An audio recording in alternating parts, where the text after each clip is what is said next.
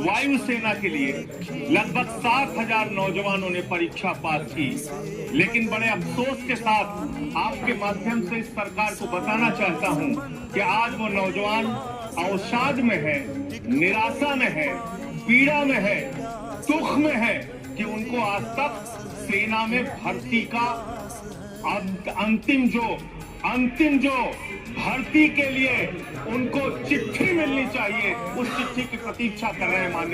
मान्यवर भारतीय सेना में हरियाणा का नौजवान, राजस्थान का नौजवान, उत्तर प्रदेश हो, पंजाब हो, देश के अलग अलग हिस्सों का नौजवान बड़े हिम्मत के साथ, बिहार का नौजवान भर्ती होता है। ये सपना देखता है, उसकी माँ दूध पिलाती है अपने बच्चे को, सुबह दौड़ लगाता है, वो इस सपने के साथ भर्ती होता है कि अगर -50 डिग्री टेम्परेचर में सियाचिन में भारत माता की रक्षा करने की जरूरत पड़ी तो अपने प्राणों की आहुति देंगे।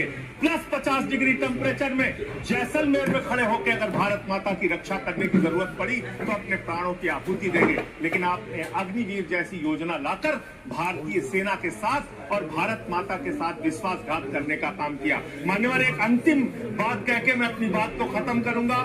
मान्यवर, एक हरेंद्र यादव नाम का सेना का नौजवान, सेना का जवान पिछले दिनों जौनपुर में मिला। मान्यवर, वो हरेंद्र यादव अपनी पीड़ा, अपनी दुख को मेरे सामने रख रहा था। उसने विपक्ष के तमाम नेताओं के सामने और सत्ता पक्ष के सामने भी गिड़गिड़ाया, रोया।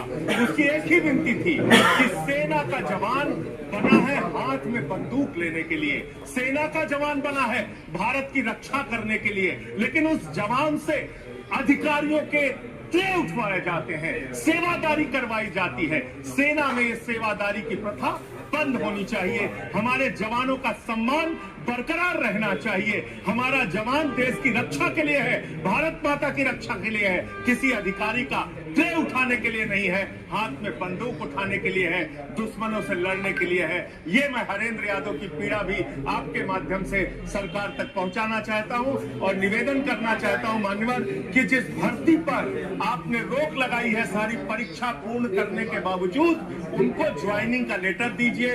उन नौजवानों को कम से कम जिनकी सारी परीक्षाएं आपने पूरी कर ली है, उन नौजवानों की भर्ती कीजिए। बहुत बहुत धन्यवाद।